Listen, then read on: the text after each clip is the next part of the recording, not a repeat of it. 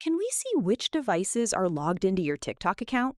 This tutorial will show you exactly how to check your TikTok login history and view connected devices. First, open the TikTok app and go to your profile by tapping the profile icon in the bottom right corner.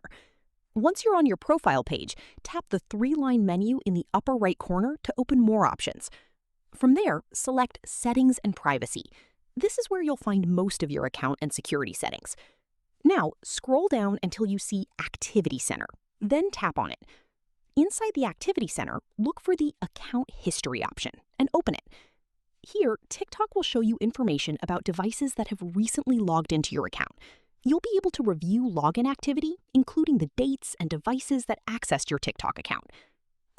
If you notice a device, location, or login activity that you don't recognize, it's recommended to secure your account immediately.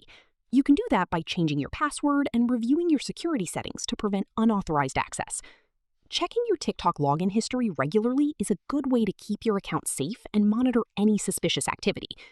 And that's all you need to do to see logged in devices on TikTok and check your TikTok account activity.